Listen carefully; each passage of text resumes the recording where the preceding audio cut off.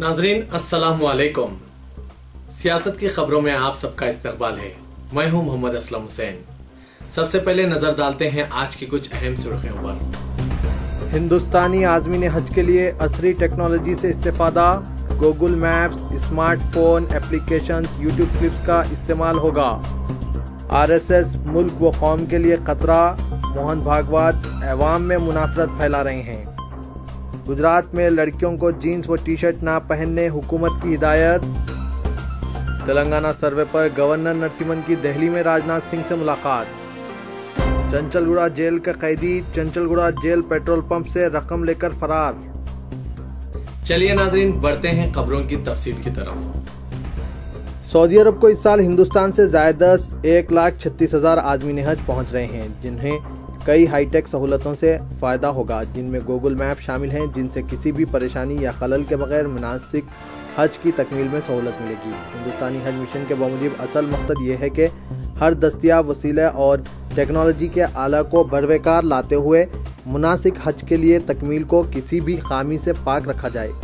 हिंदुस्तानी consul general BS मुबारक के हवाले से अरब न्यूज़ ने कहा कि हम नए दौर की टेक्नोलॉजी की हर शक्ल को इस्तेमाल करते हुए, जिनमें गूगल मैप से लेकर स्मार्टफोन के एप्लीकेशंस नेस, फेसबुक, यूट्यूब क्लिप्स और पयामात शामिल हैं, हमारे आज़मीन के सफ़र को मुमकिन हद तक आरामदा बनाएं। मुबारक ने कहा कि एक बड़ा मसला जो दौरान हज हिंदुस्तानी आज़मीन को दरपेश होता है वो इनका अपने रास्ते से भटक जाना और अपने क़यामगाह को ढूंढने से कासिर होना है। बिलखुसूस खेमों के शहर मीना में ऐसा होता है, जहां सबसे ज़्यादा मुनासिक हज अंजाम दिए जाते हैं। इंटरनेट पर मबनी और इस्तेमाल कुनिंदा के लिए आसान तर स्मार्टफोन एप्लीकेशंस को बरवाकार लाते हुए, जो एंड्रॉयड और एप्पल दोनों ऑपरेटिंग सिस्टम पर कारगर रहेगा। इस मसले की यकसई की जा रही है। उन्होंने बताया कि इंडियन हाजी एकोमोडेशन लोकेटर के नाम से एक एप्लीकेशन शुरू किया गया है, जिसमें हिंदुस्तानी परचम के रंगों की अक्कासी करते हुए एक नुमाया अलामत जाहिर की गई है। जब ये एप्लीकेशन डाउनलोड कर लिया जाए तो बस आपको कोई भी आज़म हज के कवर नंबर या पासपोर्ट नंबर इस्तेमाल करते हुए अपने मुकाम रिहाइश का पता चलाया जा सकता है। इसके अलावा इस एप्लीकेशन के जरिए ये भी मालूम किया जा सकता है कि आप आया मक्का में हैं या मीना में या फिर मदीना। कौंसल जनरल ने बताया कि हिंदुस्तान से आने वाले हर आज़मीन हज को एक सऊदी सेलफोन सिम कार्ड फराहम किया जा रहा है, जो वो यहाँ पहुँचने पर चालू कर सकते हैं।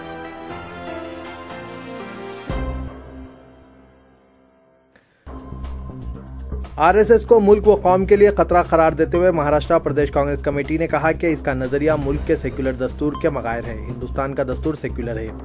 इसके मुताबिक हर शख्स को अपनी पसंद का मजहब मुंतखब करने का हक हासिल है, लेकिन आरएसएस सदर मोहन भागवत जैसे लोग अवाम में फूट डालकर फिरके वाराना मुनाफरत फैला रहे हैं। सदर महाराष्ट्र प्रदेश कांग्रेस कमेटी ने मोहन भागवत के हालिया रिमार्क का हवाला दिया, जिसमें उन्होंने हिंदुस्तान को एक हिंदू मुल्क और हिंदुत्व इसकी शिनाख्त करार दिया था। उन्होंने कहा कि कांग्रेस ने मुल्क में सेक्युलरिज्म को फरोग दिया है। महाराष्ट्र में तरक्याती प्रोजेक्ट्स कांग्रेस की मरहून मन्नत है। मेट्रो रेल प्रोजेक्ट भी कांग्रेस ने ही शुरू किया था। अपोजिशन इसका सेहरा अपने सर बांध रही है।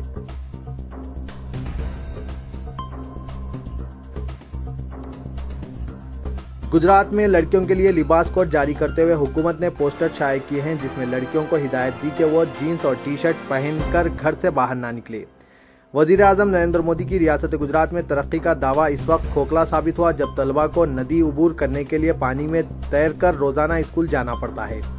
गुजरात की शानदार या मिसाली तरक्की का दावा करते हुए मरकज में इख्तिदार हासिल करने वाले वज़ीर आज़म मोदी की रियासत में ख्वातीन की इस्मत किस हद तक महफूज है, इसका सबूत खातून चीफ मिनिस्टर गुजरात आनंदीबेन पटेल के जारी करदा पोस्टर से मिलता है, जिनमें लड़कियों से अपील की गई है कि लड़कियों को क्या कपड़े पहनने चाहिए और क्या नहीं। ख्वातीन को बाइख्तियार बनाने की मुहिम के दौरान एक मुतनाज़ा पोस्टर भी जारी किया गया। मुल्क के दही या पसमानदा इलाकों में ख्वातीन व तालिबात पर होने वाले मजालिम के तनाजुर में वज़ीर आज़म मोदी की रियासत में लड़कियों की इस्मत को खतरा है। नरेंद्र मोदी ने यौम आज़ादी के मौके पर लाल किले की फसील से अपनी तकरीर में कहा था कि अवाम अपने बेटियों पर नजर रखें ताकि मुल्क में लड़कियों की इस्मत रेजी के वाक़यात ना हो। गुजरात में स्कूली तलबा का कोई पुरसान हाल नहीं है।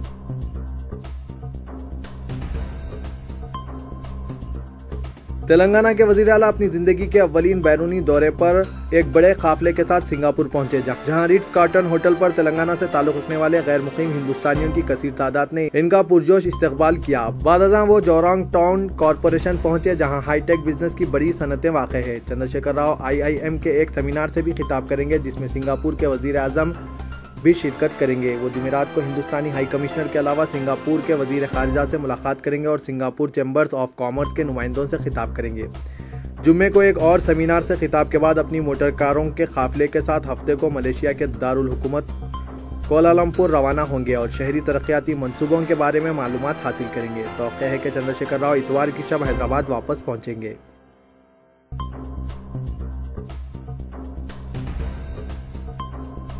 तेलंगाना में किए गए जामे घरेलू सर्वे पर पैदाशुदा तनाज़े के दरमियान गवर्नर ESL नरसिम्हन ने कल नई दिल्ली पहुंचकर मरकजी वजीर दाखिला राजनाथ सिंह से मुलाकात की और रियासत तेलंगाना बिलखुसूस हैदराबाद की सूरत हाल से वाकिफ करवाया। सरकारी ज़राए ने कहा कि नरसिम्हन ने राजनाथ सिंह को तेलंगाना में अमन व कानून की सूरत हाल और नई रियासत में आबाद तकरीबन 84 लाख खानदानों के बारे में गुज़िश्ता रोज़ किए गए जामे घरेलू सर्वे पर अवाम में पैदाशुदा अंदेशों को दूर करने के लिए हुकूमत की तरफ से किए गए इक़दाम से बाखबर किया। सरकारी ज़राए ने कहा कि मरकज़ इस मसले से बाखबर है और सर्वे के इनेकाद से पैदाशुदा सूरत हाल पर कड़ी नज़र रखी हुई है, क्योंकि इस सर्वे से सीमा आंध्रा अवाम में शुकूक व शुबात बढ़ गए हैं। ज़राए ने कहा कि मरकजी हुकूमत तौक़े करती है कि तेलंगाना बिलखुसूस हैदराबाद में जहां ज़बरदस्त कशीदगी है, सूरत हाल पुरसुकून हो जाएगी और कोई पुरतशद्दुद वाक़या पेश नहीं आएगा, लेकिन अगर ज़रूरत हो तो मरकज़ मुदाखलत भी कर सकता है। ज़राए ने कहा कि नरसिम्हन और राजनाथ सिंह ने 20 मिनट की मुलाकात के दौरान हैदराबाद में अमन व कानून की सूरत हाल पर गवर्नर को दिए जाने वाले खुसूसी इख्तियारात से मुतालिक मरकजी हुकूमत के अहकाम को कबूल करने से हुकूमत तेलंगाना के इनकार के मसले पर तबादला ख्याल किया गया।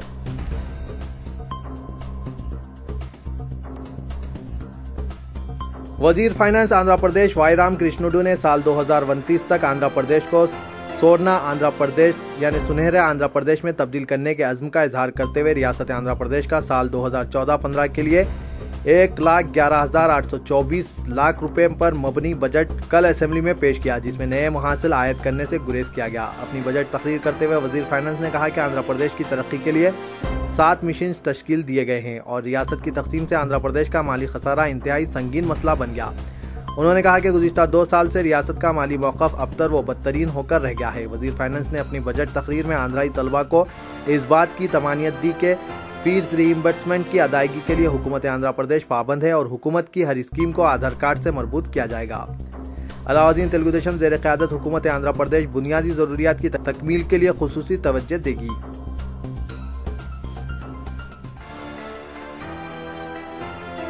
मारूफ कॉलम नवीस व कम्युनिस्ट कायद जनाब MT खान साहब का बउमर 78 साल इंतकाल हो गया। सीनियर सहीफा निगार और कॉलम नवीस के इंतकाल की इत्तला के साथ ही मुअज़्ज़िज़ीन शहर और सीनियर सहाफ़ियों के अलावा कम्युनिस्ट कायदीन ने मरहूम के मकान वाक़ पुराना पुल पहुँचकर पसमानदगान को पुरसा दिया।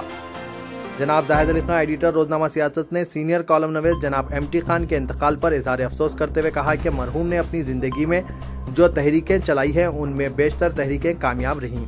उन्होंने बहैसियत सहाफ़ी व जहदकार मरहूम की खिदमत को खिराज अक़ीदत पेश करते हुए कहा कि जनाब MT खान काफ़ी अरसे तक रोजनामा सियासत के संडे एडिशन में मुस्तकिल कॉलम निगार रहे और इनके मखसूस क़ारीन हुआ करते थे जो MT खान के तर्ज तहरीर और उसूलों को पसंद करने वाले थे। जनाब जाहिद अली खान ने मरहूम के अफराद ख़ानदान से भी इज़हार ताज़ियत किया।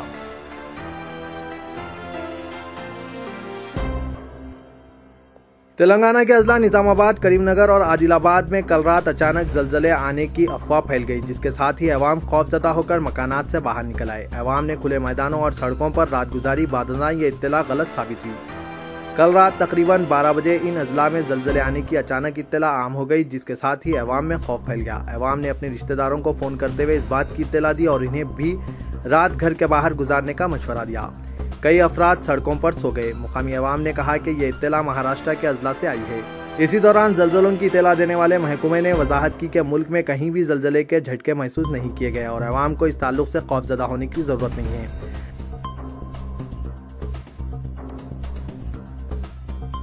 चंचुलगुड़ा जेल के पेट्रोल पंप से एक कैदी भारी रकम लेकर फरार हो गया। बताया जाता है कि सैयद साजिद, जो बीवी के कत्ल की सजा काट रहा था, कल रात देर गए जेल के पेट्रोल पंप से तकरीबन 68,500 रुपए नकद रकम लेकर फरार हो गया।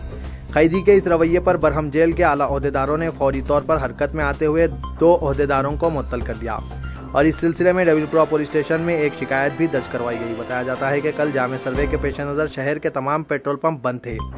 चंचलगुड़ा जेल का पेट्रोल पंप, जिसको राज जेल हुक्काम की निगरानी में चलाया जाता है और कैदी इस पर काम करते हैं, ये पेट्रोल पंप खोला गया था और इस पर अवाम का जबरदस्त हुजूम था। इस वजह से इस पेट्रोल पंप पर रकम भी काफी जमा हो गई थी।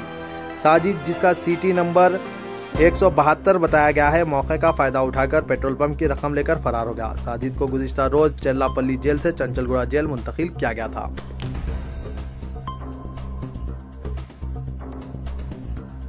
जिला नेल्लूर की एक शादीशुदा औरत को पुलिस ने गिरफ्तार कर लिया, जिसने बेंगलुरु से ताल्लुक रखने वाले एक सॉफ्टवेयर इंजीनियर को शादी ब्याह के लिए मखसूस वेबसाइट पर चैटिंग के दौरान खुद को IT इंजीनियर जाहिर किया था और झांसा देते हुए 4 लाख रुपए हड़प लिया था।